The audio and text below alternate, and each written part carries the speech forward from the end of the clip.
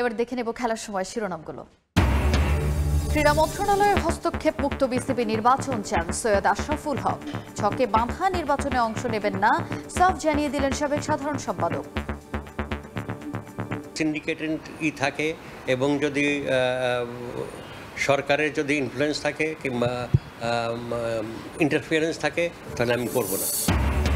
One day র্যাঙ্কিংয়ে আবারও অবনমন বাংলাদেশের। পছন্দের ফরম্যাটে বিশ্বকাপ খেলতে চোখ রাঙানি দিচ্ছে বাছাই পর্বের সমীকরণ। ভাগ্য বদলাতে পারছে ২৬ ওডিআই। বিপিএলে ক্রিকেটার কোচদের টাকা পরিশোধ না করে উল্টো বিসিবিকে দুষছে চিটাগং কিংস। ৪৬ কোটি বকেয়ার অভিযোগ অস্বীকার সামির কাদেরের। সমঝোতা ছিল ৩.৫ কোটির। এশিয়ান কাপের মূল পর্ব নিশ্চিত করে রাতে দেশে ফিরছে আফ্রিদিরা। জমকালো সংবর্ধনার প্রতিশ্রুতি বাফুফের। অনুশীলনে আন্তর্জাতিক মান নিশ্চিতের সরকারের সাহায্য প্রার্থনা। এবং এএফসি চ্যালেঞ্জ লিগে কাল মাঠে নামছে আবাহনী। জাতীয় স্টেডিয়ামে আকাশী নীলদের প্রতিপক্ষ মুরাস ইউনাইটেড। শক্তিশালী প্রতিপক্ষকে রুখে দিতে প্রত্যয়ী মারুফুল হক।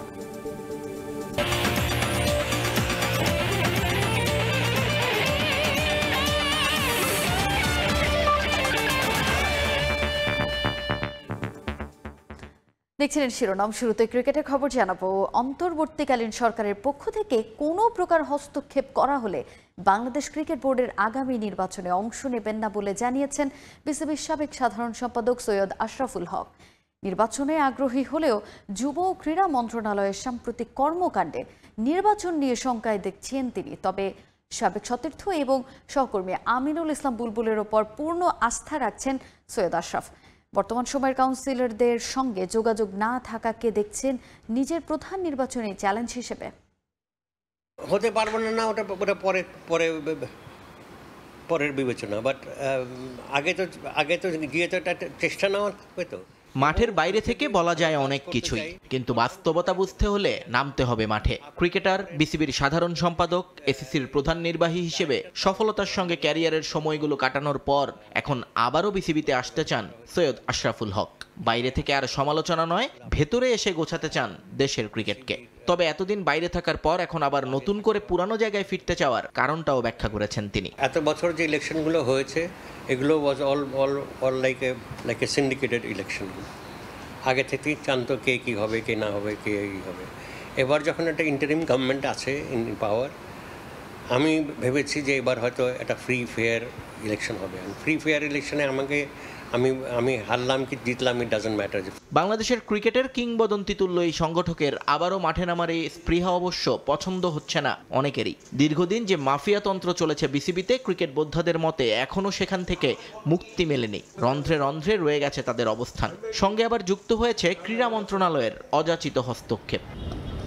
কাগজে কলমে আইসিসির অধিভুক্ত একটি স্বাধীন ফেডারেশন হলেও অন্তর্বর্তীকালীন সরকার আসার পর থেকে বিসিবি হারিয়ে ফেলেছে তার স্বকীয়তা। কথায় কথায় পরিচালক বদল, প্রেসিডেন্টকে ছুঁড়ে ফেলার মতো ঘটনাও দেখা গেছে সাম্প্রতিক সময়ে। স্বাভাবিকভাবেই তাই প্রশ্ন উঠছে, ঠিকঠাক নির্বাচন হবে তো ক্রিকেট বোর্ডে, নাকি নতুন বোতলে দেখা যাবে সেই পুরানো মত? প্রশ্নটা সৈয়দ আশরাফের। তাই তো পরিষ্কার জানালেন, সরকারের পক্ষ থেকে কোনো প্রকার হস্তক্ষেপ থাকলে নির্বাচন করবেন না তিনি। এমনকি আমিনুল ইসলাম বুলবুল নির্বাচনের লড়াইয়ে নামলেও প্রতিদ্বন্দ্বিতা করতে রাজি নন এই সংগঠক। ওই সিন্ডিকেটেড থাকে এবং যদি সরকারের যদি ইনফ্লুয়েন্স থাকে কিংবা ইন্টারফিয়ারেন্স থাকে তাহলে আমি করব না। বুলবুলের সাথে আমি খেলেছি, বুলবুল আমার সাথে কাজ করেছে in the same organization for years and years. ও নিজে ইলেকশন করবে কিনা আমি জানি না, ও যদি ইলেকশন করে তাহলে আমি করব না। তবে নির্বাচন যদি করেনও সেখানে আশরাফুলের জন্য আছে বিশাল বাধা। 25 বছর আগে যেখানে রেখে গিয়েছিলেন বিসিবিকে, এখন আর সেখানে নেই দেশের ক্রিকেট নিয়ন্তারা। কাউন্সিলর, ভোটার সবকিছুই বদলে গেছে এই বছরে। স্বাভাবিকভাবেই নতুন এই মানুষগুলোকে নিজের দিকে নিয়ে আসাকেই বড় চ্যালেঞ্জ মানছেন তিনি। প্রার্থীর পাসটা দেখবে এবং সে প্রার্থীটাকে ওটাকে বিবেচনা করে ভোট দেবে, ওই আশাতেই আমি করতে চাই আর কি। নিয়ন মোহাইমিন, সময় সংবাদ, ঢাকা। আইসিসির ওয়ানডে র্যাঙ্কিংয়ে আবারও 10 নম্বরে নেমে গেল বাংলাদেশ। পছন্দের ওয়ানডে ফরম্যাটেও এবার চোখ রাঙানি দিচ্ছে বাছাই পর্বের সমীকরণ। র্যাঙ্কিংয়ে আগাতে না পারলে 2027 বিশ্বকাপে সরাসরি খেলার সুযোগ হারাবে বাংলাদেশ। মানহীন ঘরোয়া ক্রিকেট, অভিজ্ঞদের বিদায় আর ক্রিকেট বোর্ডের পরিকল্পনার অভাব ছাপ ফেলেছে টাইগারদের পারফরমেন্সে। ভাগ্য বদলাতে 26 ওডিআই পাচ্ছে ফিল সিমন্সের শিষ্যরা। বাংলাদেশ ক্রিকেট দল অজস্র ব্যর্থতার মাঝেও যে ফরম্যাটটায় মিলত একটুখানি স্বস্তি, সেটাও এখন অতীত। 2 মাসের ব্যবধানে আবারও র্যাঙ্কিংয়ের 10-এ টাইগাররা। টেস্ট টি20-র পরে একদিনের ক্রিকেটেও যেন কত অচেনা, এমনই অচেনা চোখ রাঙানি দিচ্ছে বাছাই পর্ব খেলার। সোমবার আইসিসির সবশেষ হালনাগাদ অনুযায়ী 10 নম্বরে অবস্থান বাংলাদেশের, রেটিং 77। তালিকার শীর্ষে ভারত, দুঃসময় কাটিয়ে 4-এ শ্রীলঙ্কা। আফগানরাও অবস্থান করছে 7-এ। অথচ বাংলাদেশ 2027 বিশ্বকাপে সরাসরি জায়গা পাবে কিনা তা নিয়েই করতে হচ্ছে হিসেব নিকেশ। পরবর্তী ওয়ানডে বিশ্বকাপ হবে 14 দলের। র্যাঙ্কিংয়ের শীর্ষ 8 দল জায়গা পাবে সরাসরি। 2 আয়োজক দক্ষিণ আফ্রিকা আর জিম্বাবুয়ের টিকিট নিশ্চিত। প্রোটিয়ারা যেহেতু টেবিলের 6-এ আছে, সে হিসেবে হয়তো 9 দলের খেলতে হবে না বাছাই পর্ব। প্রেক্ষাপটটা একই রকম থাকলেও বাংলাদেশের খেলতে হবে কোয়ালিফায়ার রাউন্ড। 2027 সালের 31শে মার্চের র্যাঙ্কিং অনুযায়ী করা হবে সে হিসেব। সে অনুযায়ী বাংলাদেশের সামনে এখনও আছে বেশ কিছু ম্যাচ। ফিউচার ট্যুর প্রোগ্রাম বলছে এর আগে টাইগাররা খেলবে 26 ওয়ানডে, যার মধ্যে 11টাই র্যাঙ্কিংয়ের অধস্তন দলের বিপক্ষে। অর্থাৎ যেসব ম্যাচে জিতলেও রেটিং বাড়বে সামান্য, আর হারলে ক্ষতি বেশি। অথচ বছর 2 আগেও এই ফরম্যাটে সেরা ছন্দে ছিল বাংলাদেশ। তামিম ইকবালের অধীনে 35 ম্যাচে 21 জয় পাওয়া লাল সবুজ শেষ 2 বছরে 34 ওয়ানডেতে জিতেছে মাত্র 9টি। যেখানে ভুগিয়েছে বেশি পরে বোলিং। 15 ম্যাচের 11 বারই রান ডিফেন্ড করতে পারেননি তাসকিন মোস্তাফিজরা। সিনিয়র ক্রিকেটারদের বিদায় ছাড়াও এমন করুণ অবস্থার পেছনে কারণ আছে কয়েকটা। মানহীন ঘরোয়া ক্রিকেট আর নীতি নির্ধারকদের পরিকল্পনার অভাবে ভুগছে টাইগাররা। ওয়ানডে ক্রিকেটে ক্রিকেটার তুলে আনার মূল মঞ্চটা ঢাকা প্রিমিয়ার লিগ। তবে মার্চের গরম আর রমজানের মাঝে বোলাররা দিতে পারেন না সর্বোচ্চ। শেষ 2 মৌসুমে বিদেশি ক্রিকেটারের অন্তর্ভুক্তি না থাকায় প্রতিযোগিতা কমেছে আরও। দিবারাত্রির ম্যাচ না থাকায় আন্তর্জাতিক ক্রিকেটে ডিউ ফ্যাক্টর ভোগাচ্ছে বোলারদের। নতুন অধিনায়ক মেহেদী হাসান মিরাজের সামনে তাই এখন চ্যালেঞ্জটা বেশি। দলকে একই সুতোয় গাঁথতে না পারলে 10 দলের বাছাই পর্বে খেলতে হবে বাংলাদেশের। এর আগে কখনোই বাছাই পর্ব পেরিয়ে ওয়ানডে বিশ্বকাপ খেলেনি টিম টাইগার। সাব্বির মিথুন, সময় সংবাদ। 46 কোটি টাকা বকেয়া দেখিয়ে ক্রিকেট বোর্ডে পাঠানো লিগ্যাল নোটিসের ভিত্তি নেই দাবি চিটাগং কিংসের স্বত্বাধিকারী সামির কাদের চৌধুরী বলেন, হাইকোর্টের স্টে অর্ডারের মাঝে লিগ্যাল নোটিশ পাঠানো আদালত অপমাননার শামিল। বিসিবির সাবেক সভাপতি ফারুক আহমেদের সঙ্গে 3.5 কোটি টাকায় সমঝোতা হয়েছিল বলেও দাবি করেন তিনি। বিপিএলের রেভিনিউর পুরো শেয়ার পেলে বকেয়া পারিশ্রমিক ও বিল পরিশোধ করবেন। ড্রাফটের বাইরে চুক্তিবদ্ধ শাহিদ আফ্রিদির পেমেন্টও দেয়নি চিটাগং কিংস। তারপরও সমস্ত দায় বোর্ডের উপর চাপিয়েছেন ফ্র্যাঞ্চাইজিটির মালিক। রাজধানীর একটি রেস্তোরাঁয় ছোট্ট এক রুমে সংবাদ সম্মেলনের আয়োজন সামির কাদের চৌধুরীর। বিপিএল এর বকেয়া ইস্যুতে অভিযোগের পাহাড় চিটাগং কিংসের ওপর। চলমান বিতর্কে নিজেদের অবস্থান তুলে ধরতেই এই আয়োজন। গণমাধ্যমের সংখ্যা হয়তো বিতর্কের মাত্রা অনুধাবন করালো তাকে। তুলনামূলক বড় একটা রুমে স্থানান্তরিত হলো প্রেস ব্রিফিং। চিটাগং কিংসের প্রায় 1.5 কোটি টাকা বকেয়ার ব্যাপারে উল্টো ক্রিকেট বোর্ডকেই দায়ী করতে চাইলেন ফ্র্যাঞ্চাইজিটির স্বত্বাধিকারী। বাজারে কিন্তু ঘুরছে 46 কোটি টাকার। এই ফিগারটা কোথা থেকে আসছে এটা কারো কাছে কোনো উত্তর নেই। আপনার সাথে যদি আমার আলাপই না হয়, হিসাব নিকাশই ক্লিয়ার না হয়, how can you claim anything? মূল দায়টা আমি বাংলাদেশ ক্রিকেট বোর্ডেরই বলবো। আমাকে যদি শুরুর থেকে তারা ঠিক মতো ট্রিট করতো, হয়তো বা এইসব সমস্যা আসতো না। ফারুক আহমেদ সভাপতি থাকাকালীন বিপিএল এর প্রথম 2 আসরে বকেয়া বাবদ 8 কোটি টাকার বেশি হিসেব তাকে পাঠানো হয়। ফ্র্যাঞ্চাইজি আবার 2.5 কোটির কিছু বেশি দেখিয়ে হিসাব পাঠায়। পরে যেটা 3.5 কোটিতে বনিবনা হয়। শর্ত ছিল বিপিএল এর 11তম আসর শুরুর আগেই তা পরিশোধ করতে হবে, কিন্তু সেটাও নাকি দেননি তিনি। আমিনুল ইসলাম বুলবুল সভাপতি হওয়ার পর নতুন হিসাবে বকেয়া অর্থের পরিমাণ দাঁড়ায় 46 কোটি। টাকা না দিয়ে সামির কাদের উল্টো অভিযোগ করেন, আদালতের স্টে অর্ডারের পর লিগ্যাল নোটিশ পাঠানোয় আদালত অবমাননা করেছে বিসিবি। ওখানে আপনার ইন্টারেস্টই আসে বোধহয় 38 কোটি টাকা, এরকম কিছু। বাংলাদেশ ক্রিকেট বোর্ড মাননীয় হাইকোর্টের কাছে গিয়ে উইথ অল ডিউ রেসপেক্ট একটা স্টে অর্ডার করে আনছে, এটা বেআইনি। আমি একবার না বহুবার জানিয়েছি। যে কোনো মূল্যে বিপিএলকে সফল দেখাতে সবকিছু ক্লিয়ার না করলেও চিটাগং কিংসকে অংশ নিতে দিয়েছিল ফারুকের বোর্ড। আসর শুরুর পর আবারও পেমেন্ট ইস্যুতে ৯-৬ করেন সামির কাদের। মেন্টর শহীদ আফ্রিদি ও কানাডিয়ান হোস্ট ইয়াশা সাগরদের ব্যক্তিগতভাবে ডেকে এনে সব টাকা দেননি। হেড কোচ শন টেইট এবং ড্রাফট থেকে চুক্তিবদ্ধ একাধিক ক্রিকেটারের পারিশ্রমিকও রয়ে গেছে বকেয়া। সেগুলো পরিশোধে এখন বিপিএল এর রেভিনিউয়ের দিকে তাকিয়ে ফ্র্যাঞ্চাইজিটি।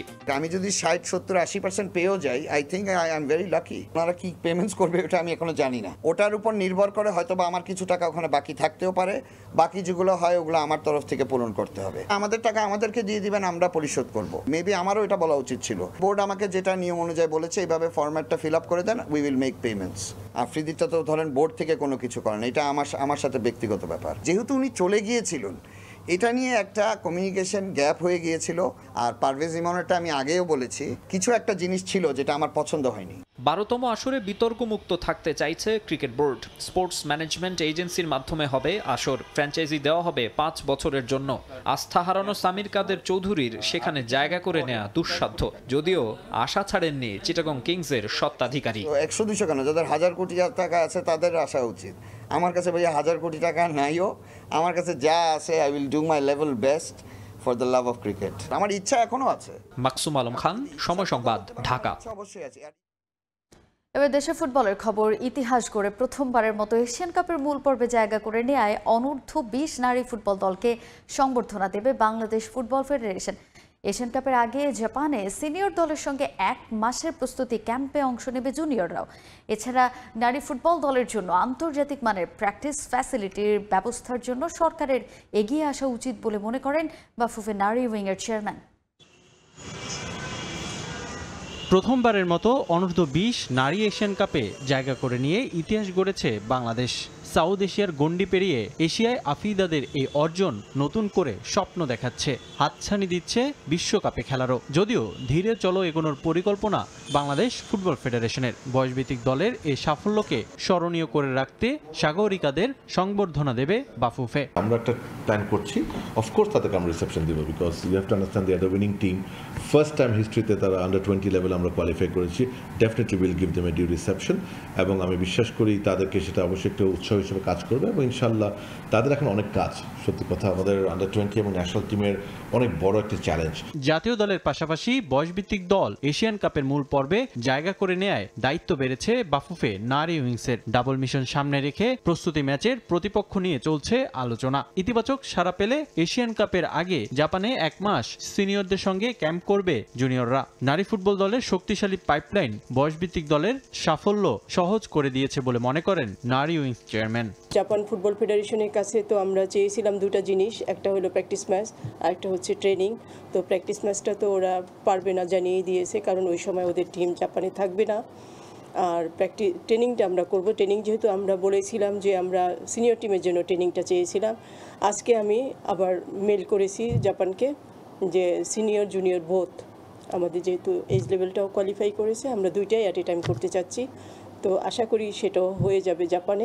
নানা সংকটের মাঝেও নারী ফুটবলারদের একের পর এক সাফল্যে গর্বিত ফুটবল ফেডারেশন। তবে বিশ্বমানের ফুটবল দলগুলোর সঙ্গে টেক্কা দিতে প্রয়োজন আধুনিক প্র্যাকটিস ফ্যাসিলিটি। এতে সরকারকে এগিয়ে আসার আহ্বান মাহফুজা আক্তার কিরণের। প্রত্যেক দেশেরই গভর্নমেন্টে একটা হিউজ বাজেট থাকে ফুটবলের জন্য, বাংলাদেশে সেটা নেই। বাংলাদেশের ফুটবল চলে স্পন্সরের টাকায়। আমাদের এরকম একটা ট্রেনিং সেন্টার থাকা দরকার, যেখানে মেয়েদের থাকার জায়গাটা ভালো হবে, ওরা একটা ভালো জায়গাতে থাকবে, যেখানে জিম থাকবে, সুইমিং পুল থাকবে, মাঠ থাকবে, তারা স্বাচ্ছন্দ্যে প্র্যাকটিস করতে পারবে। আমরা তো ঠিকমতো প্র্যাকটিসই করতে পারি না, আমাদের তো মাঠই নেই। দলের শক্তিমত্তা বাড়াতে অস্ট্রেলিয়া সফরের আগে জাতীয় নারী ফুটবল দলের ক্যাম্পে যোগ দিবেন সুইডেন প্রবাসী আনিকা সিদ্দিকী। এছাড়া বয়সভিত্তিক দলের জন্য অ্যাস্টন ভিলার এক ফুটবলারকে নিয়েও কথা চালিয়ে যাচ্ছে বাফুফে। রিফাতুল ইসলাম মিরন, সময় সংবাদ, ঢাকা। এএফসি চ্যালেঞ্জ লিগের প্রাথমিক ধাপে কিরগিজস্তানের ক্লাব মুরাস ইউনাইটেডের মুখোমুখি হবে ঢাকা আবাহনী। প্রতিপক্ষ ইউক্রেন ও ইউরোপের ফুটবলারদের নিয়ে বেশ শক্তিশালী, তবে দিয়াবাতে মুরসালিনদের নিয়ে আশাবাদী মারুফুল হক। মুরাসের পরিকল্পনা ধ্বংস করে জয় দিয়ে গ্রুপ পর্ব নিশ্চিতের লক্ষ্য তার। অন্যদিকে ঢাকার তীব্র গরম কিছুটা সমস্যা তৈরি করলেও এএফসি কাপে নিজেদের অভিষেক ম্যাচ জয়ে রাঙাতে চান মুরাস কোচ পুচকভ সের্গেই। জাতীয় স্টেডিয়ামে ম্যাচ শুরু হবে বিকেল 5টায়। পশ্চিম আকাশে সূর্য তখন প্রায় অস্ত গেছে, তবে তখনও নিজেদের মাঠে অনুশীলনে ঢাকা আবাহনী সন্ধ্যা পর্যন্ত টানা অনুশীলনে শিষ্যদের দুর্বলতার জায়গাগুলো খুঁজে নেয়ার চেষ্টা করেছেন দেশসেরা কোচ মারুফুল হক। এএফসি চ্যালেঞ্জ লিগে কিরগিজস্তানের ক্লাব মুরাস ইউনাইটেডের চ্যালেঞ্জ নিতে প্রস্তুত আকাশী নীল। এএফসির আসরে সমৃদ্ধ ইতিহাস আছে আবাহনীর। 2019 সালে এএফসি কাপের ইন্টারজোন প্লে অফ সেমিফাইনালের প্রথম লেগে জাতীয় স্টেডিয়ামে 4-3 গোলে জিতলেও পিয়ং ইয়ংয়ে ফিরতি লেগে হেরে প্রথমবারের মতো ফাইনালে ওঠা হয়নি আকাশী নীলদের। রাজনৈতিক পট পরিবর্তনের পর বেশ সংকটে আছে আবাহনী। এর মাঝেও সবশেষ মৌসুমে লিগে রানার্স আপ হয়েছে তারা। মোরসালিন, আলামিন, কাজিম শাহ, সুশান্ত ত্রিপুরাদের দলে ভিড়িয়েছে আবাহনী। একমাত্র বিদেশি মালির ফরওয়ার্ড সুলেমান দিয়াবাতে। সে তুলনায় বেশ শক্তিশালী মুরাস ইউনাইটেড। প্রতিপক্ষ ঠিক হওয়ার পর 26 দিন অনুশীলনের জন্য পেয়েছেন মারুফুল হক।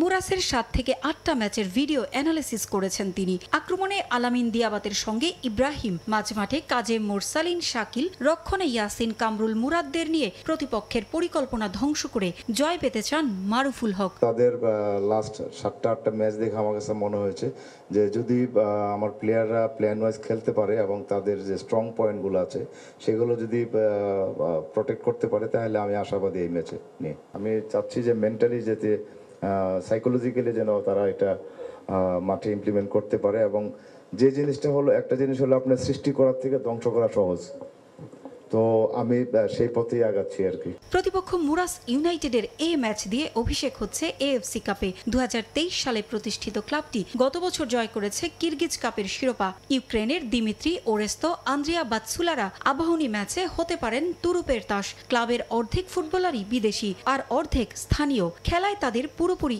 ইউরোপের ধাঁচ। আবাহনীকে সমীহ করলেও অভিষেক ম্যাচে জয় চান পুচকভ সার্ভেই।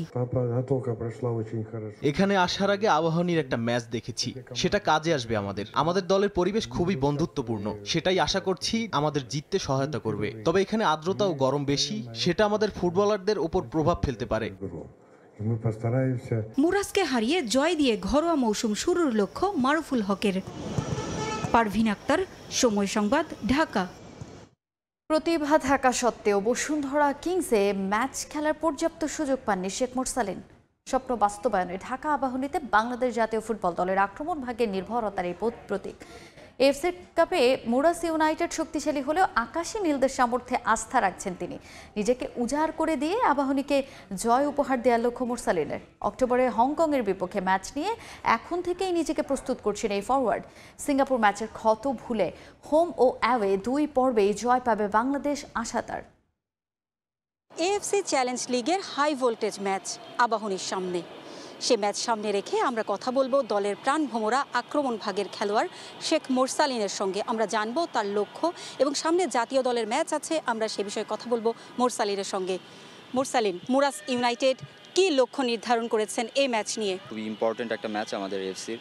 সো আমরা সবাই খুবই মেন্টালি এবং ফিজিক্যালি প্রিপেয়ার ম্যাচটা ভালোভাবে শেষ করার জন্য এবং পজিটিভ রেজাল্টের জন্য সবাই খুবই প্রিপেয়ার।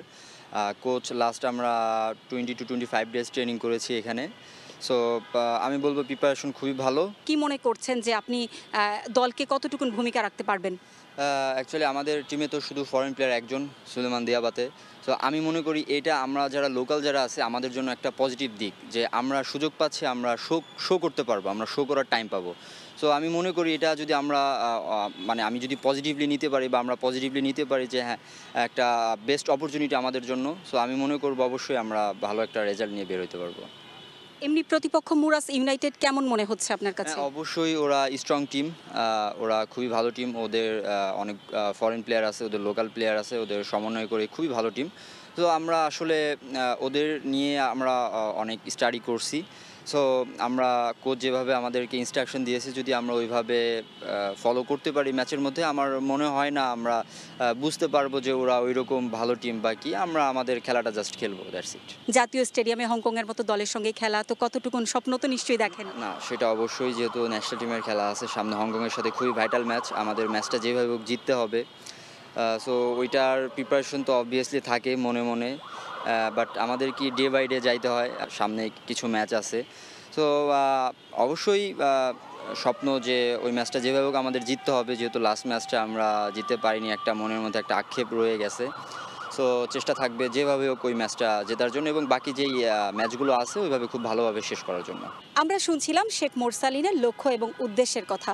মুরাস ইউনাইটেড যতই শক্তিশালী হোক না কেন, শেখ মোরসালিন আমাদের জানাচ্ছিলেন যে সামর্থ্যের সেরাটা দিতে পারলে জয় অবশ্যই পাবে আবাহনী। পারভিন আক্তার, সময় সংবাদ, ঢাকা।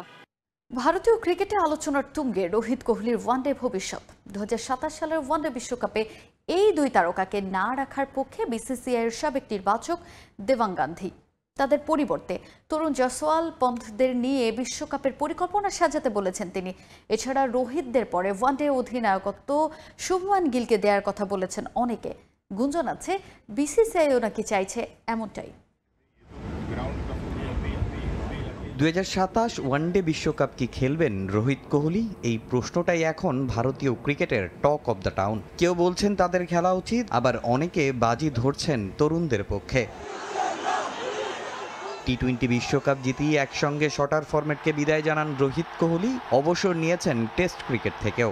এখন বাকি কেবল ওয়ানডে। ভক্তদের চাওয়া এই ফরম্যাটের মেগা আসরে যেন থাকেন এই দুই তারকা। তবে প্রায় 2 বছর পর হওয়া বিশ্বকাপের আগে রোহিত কোহলির ফিটনেস বড় দুশ্চিন্তার কারণ। বর্তমানে পন্থ, জয়সওয়াল, ঋতুরাজ গায়কোয়াড়রা নিজেদের প্রমাণ করে যাচ্ছেন ভারতীয় ক্রিকেটের ভবিষ্যৎ তারাই। তাই অতীত ভুলে সামনে দেখার পরামর্শ টিম ইন্ডিয়ার সাবেক নির্বাচকের। দেখুন, সময় কারো জন্য বসে থাকে না।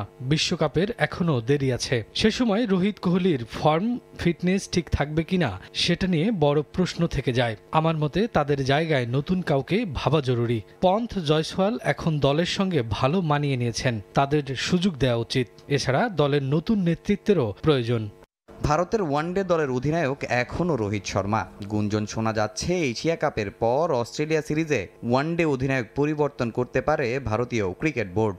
অধিনায়ক হিসেবে সবার পছন্দের নাম শুভমান গিল। বিশেষ করে অ্যান্ডারসন, টেন্ডুলকার টেস্ট সিরিজে গিলের নেতৃত্ব মনে ধরেছে সবার। লাল বল কিংবা সাদা বলে তার পারফরমেন্স নজর কাড়া। ওয়ানডে ফরম্যাটে 2011 সালে সবশেষ বিশ্বকাপ জিতেছিল ভারত। এরপর শুধু তাদের আক্ষেপের গল্প। 2023-এ ঘরের মাঠের বিশ্বকাপে ফাইনাল হারতে হয়েছে টিম ইন্ডিয়াকে। জিম্বাবুয়ে, সাউথ আফ্রিকা আর নামিবিয়ায় হবে 2027 বিশ্বকাপ। এবার সেই শিরোপা পুনরুদ্ধারের জন্য উঠে পড়ে লেগেছে ভারতীয় ক্রিকেট বোর্ড। পরিকল্পনা সাজাচ্ছে এখন থেকেই। রোহিত কোহলির সঙ্গেও বৈঠক করার কথা রয়েছে বিসিসিআইর। সেখানেই চূড়ান্ত হবে ভারতীয় 2 বিশ্বকাপ জয়ী তারকার আন্তর্জাতিক ক্যারিয়ার ভবিষ্যৎ। তামিম হোসেন, সময় সংবাদ। 2026 ফিফা বিশ্বকাপের ভেন্যু মেক্সিকোর বিখ্যাত স্তাদিও আজতেকার সংস্কার কাজ সময় মতো শেষ হওয়া নিয়ে দেখা দিয়েছে শঙ্কা। আগামী বছরের 28 মার্চের মধ্যে সংস্কার কাজ শেষ করার কথা থাকলেও বেশ ধীরগতিতে চলছে কাজ। স্থানীয়দের মাঝে জানিয়ে দেখা দিয়েছে ক্ষোভ। যদিও এ বিষয়ে এখন পর্যন্ত ফিফার পক্ষ থেকে দেয়া হয়নি কোনো আনুষ্ঠানিক বিবৃতি। ইতিহাসের প্রথম ভেন্যু হিসেবে 3টি বিশ্বকাপ আয়োজনের রেকর্ডের হাতছানি স্তাদিও আজতেকার সামনে। প্রথমবারের মতো 3 দেশে অনুষ্ঠিত হবে ফিফা বিশ্বকাপ। খেলবে 48 দল। বেশ কিছু ইতিহাস গড়ার অপেক্ষায় 2026 ওয়ার্ল্ড কাপ। কানাডায় প্রথম আর যুক্তরাষ্ট্রে 32 বছর পর ফিরবে গ্রেটেস্ট শো অন আর্থ। সহ আয়োজক হিসেবে মেক্সিকোর নামও থাকবে ইতিহাসের পাতায়। খেলা হবে দেশটির 3 ভেন্যুতে। মেক্সিকোর ক্রীড়া ইতিহাসের অবিচ্ছেদ্য অংশ স্তাদিও আজতেকা। 2টি ফিফা বিশ্বকাপের ফাইনাল, অলিম্পিক গেমস কিংবা নারী বিশ্বকাপ, ক্রীড়াঙ্গনের সব বড় ইভেন্টই অনুষ্ঠিত হয়েছে আইকনিক এই ভেন্যুতে। ব্রাজিলিয়ান কিংবদন্তি পেলের 3য় আর ডিয়েগো ম্যারাডোনা তার প্রথম বিশ্বকাপ উঁচিয়ে ধরেছিলেন এই ঐতিহাসিক মাঠেই। 2026 বিশ্বকাপের উদ্বোধনী হবে এ ভেন্যুতে। মেগা ইভেন্ট সামনে রেখে চলছে স্তাদিও আজতেকার সংস্কার কাজ। গেল বছরের মে মাসে বন্ধ হয় মেক্সিকোর ফুটবলের তীর্থভূমির দরজা। শুরু হয় সংস্কার, যার জন্য বরাদ্দ দেয়া হয় $180 মিলিয়ন, বাংলাদেশি মুদ্রায় যা প্রায় 2200 কোটি টাকা। 1 বছরের বেশি সময় পার হয়েছে, কিন্তু সংস্কার কাজ চলছে বেশ ধীর গতিতে। সম্প্রতি স্টেডিয়ামের ভেতরের কিছু ছবি ভাইরাল হয় সামাজিক মাধ্যমে। কাজের খুব একটা অগ্রগতি না হওয়ায় সাধারণ সমর্থক থেকে শুরু করে সংশ্লিষ্ট সবার মাঝেই দেখা দিয়েছে উদ্বেগ। আগামী বছরের 28 মার্চের মধ্যে সংস্কার শেষ করার কথা। সে হিসেবে সময় বাকি মাত্র 7.5 মাস, কিন্তু এখনো শুরু হয়নি গ্যালারিতে চেয়ার বসানোর কাজ। মাঠের ঘাস তুলে ফেলা হয়েছে বেশ আগেই, এখনো নতুন ঘাস লাগানো হয়নি। তবে ড্রেনেজের কাজ অনেকটাই শেষ। মেক্সিকোতে বৃষ্টির কথা মাথায় রেখেই সর্বাধুনিক ড্রেনেজ ব্যবস্থা করা হয়েছে আজতেকায়। দর্শকদের সেরা অভিজ্ঞতা দিতে মাঠে থাকবে 2000 স্কয়ার মিটারের আলট্রা এইচডি এলইডি স্ক্রিন। 87,500 দর্শক ধারণ ক্ষমতার স্তাদিও আজতেকায় সংস্কারের পর মাঠে বসে খেলা দেখতে পারবেন 90,000 দর্শক। ফিফার নিয়ম অনুযায়ী মাঠে হুইলচেয়ার নিয়ে দর্শক প্রবেশ ও খেলা দেখার আলাদা ব্যবস্থাও করা হচ্ছে। তবে কমবে ভিআইপি বক্সের সংখ্যা। এ নিয়ে অবশ্য স্থানীয়দের মাঝে অনেক আগে থেকেই ক্ষোভ কাজ করছে। তবে সময় মতো এই কাজ শেষ হওয়া নিয়েই যত শঙ্কা। আগামী বছরের 11 জুন শুরু হবে ফিফা বিশ্বকাপ। এর মাসখানেক আগে মাঠ বুঝে নেবে ফিফা। ফুটবলের নিয়ন্ত্রক সংস্থাকে মাঠ দেওয়ার আগে আজতেকায় একটি প্রীতি ম্যাচ আয়োজনের কথাও রয়েছে মেক্সিকো ফুটবল ফেডারেশনের। শেষ পর্যন্ত সেই পরিকল্পনা বাস্তবায়ন হয় কিনা সেটাই দেখার। সাজিদ মুস্তাহিদ, সময় সংবাদ। রিয়াল মাদ্রিদ থেকে রদ্রিগোকে দলে ফেরাতে মুখিয়ে ম্যানচেস্টার সিটি। চলতি মৌসুমে এই ব্রাজিলিয়ানকে ছেড়ে দিতে চায় লস ব্লাঙ্কোস। এমন গুঞ্জনের মধ্যেই রিয়ালের প্রত্যাশার চেয়েও বড় 150 মিলিয়ন ইউরোর প্রস্তাব দিল ইংলিশ ক্লাবটি। এদিকে ম্যান সিটি থেকে এক মৌসুমের জন্য ধারে এভারটনে যাচ্ছেন জ্যাক গ্রিলিশ। ইতোমধ্যেই চুক্তি সম্পন্ন হয়েছে ক্লাবটির সঙ্গে। সাজানো গোছানো একটা ঘর ভেঙে যাচ্ছে ধীরে ধীরে। কোচ কার্লো অ্যানচেলোত্তির বিদায়ের পর এক এক করে ফুটবলারদেরও ছেড়ে দিচ্ছে রিয়াল মাদ্রিদ কর্তৃপক্ষ। দলবদলের এই মৌসুমে জোর গুঞ্জন, ভিনিসিয়াস জুনিয়র, রদ্রিগো গুয়েজদের ছেড়ে দিতে চায় লস ব্লাঙ্কোস। গেল বেশ কিছুদিন ধরেই গুঞ্জন ব্রাজিলিয়ান উইঙ্গার রদ্রিগো গুয়েজকে ছেড়ে দিতে চাচ্ছে রিয়াল মাদ্রিদ, তবে তিনি ক্লাব ছাড়তে নারাজ। লস ব্লাঙ্কোদের সঙ্গে আরও কিছুদিন কাটাতে চান এই সেলেসাও ফুটবলার। তবে এবার রদ্রিগোকে পেতে উঠে পড়ে লেগেছে ইপিএল এর জায়ান্ট ক্লাবগুলো। রদ্রিগোকে দলে ফেরানোর দৌড়ে আছে English club Arsenal, Chelsea. Arsenal এই ব্রাজিলিয়ানকে দলে নিতে চায় এমন খবর চাউর হলেও আনুষ্ঠানিকভাবে কোনো প্রস্তাব তাকে দেয়া হয়নি। এর মধ্যেই নতুন গুঞ্জন মাথাচাড়া দিয়ে উঠল। এই ব্রাজিলিয়ান সেন্সেশনকে দলে নিতে আগ্রহী ম্যানচেস্টার সিটি। গেল মৌসুমে রদ্রিগোকে রিয়াল থেকে উড়িয়ে নিতে চেয়েছিল ম্যান সিটি, যদিও তখন মাদ্রিদের ক্লাবটি তাকে ছাড়ার কোনো সিদ্ধান্তই নেয়নি। এবার তাকে ছেড়ে দেওয়ার আভাস আগেই দিয়ে রেখেছে রিয়াল কর্তৃপক্ষ, আর সেই সুযোগ কাজে লাগাতে মুখিয়ে ম্যানচেস্টারের ক্লাবটি। রিয়ালের পক্ষ থেকে রদ্রিগোর জন্য চাওয়া হয়েছে 90 থেকে 100 মিলিয়ন ইউরো। সেখানে ম্যান সিটি রদ্রিগোর জন্য প্রস্তাব করেছে 150 মিলিয়ন ইউরো। ইতোমধ্যে রদ্রিগোর বাবা ইংলিশ ক্লাবটির সঙ্গে একটি বৈঠকও করেছেন বলে খবর প্রকাশ করেছে ইউরোপিয়ান গণমাধ্যমগুলো। তবে রদ্রিগো নাকি এখনো রিয়ালে থাকার জন্য চেষ্টা চালিয়ে যাচ্ছেন, কেননা এই ব্রাজিলিয়ান উইঙ্গার চান এমন কোনো ক্লাবে যেতে যেখানে তিনি চ্যাম্পিয়ন্স লিগ খেলতে পারবেন। এদিকে রদ্রিগোকে দলে টানতে মোটা অঙ্ক গুনতে হবে ম্যানচেস্টার সিটিকে। সেজন্য ক্লাবটি ইতোমধ্যেই বেশ কয়েকজন খেলোয়াড়কে ছেড়ে দিয়েছে। সাভিনহো ও একাডেমি থেকে উঠে আসা জেমস ম্যাকেটির অন্য ক্লাবে যোগ দেওয়ার গুঞ্জন উঠেছে জোরালোভাবে। সেই সুযোগে রদ্রিগোকে দলে টানতে চায় পেপ গার্দিওলার ক্লাব। এদিকে ম্যানচেস্টার সিটি ছেড়ে ধারে এভারটনে যোগ দিলেন জ্যাক গ্রিলিশ। ইতোমধ্যেই ক্লাবটির সঙ্গে গ্রিলিশের চুক্তি সম্পন্ন হয়েছে। আগামী এক মৌসুমের জন্য এভারটনের হয়ে খেলবেন জ্যাক। তাজিন খন্দকার, সময় সংবাদ। এ পর্যায়ে খেলার সময়ের শীর্ষ সংবাদগুলো জানিয়ে দিচ্ছে আরেকবার। ক্রীড়া মন্ত্রণালয়ের হস্তক্ষেপ মুক্ত বিসিবি নির্বাচন চান সৈয়দ আশরাফুল হক। ছকে বাঁধা নির্বাচনে অংশ নেবেন না, সাফ জানিয়ে দিলেন সাবেক সাধারণ সম্পাদক। সিন্ডিকেটেড থাকে এবং যদি সরকারের যদি ইনফ্লুয়েন্স থাকে কিংবা ইন্টারফিয়ারেন্স থাকে তাহলে আমি করব না। বিপিএল এ ক্রিকেটার কোচদের টাকা পরিশোধ না করে উল্টো বিসিবিকে দুষছে চিটাগং কিংস।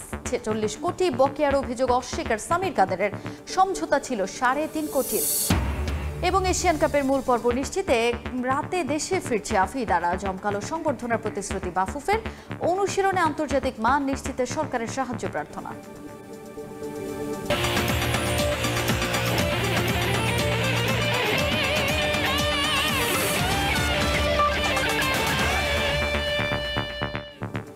এই ছিল খেলার সময়ের এখনকার আয়োজনের সঙ্গেই থাকুন সময়ের।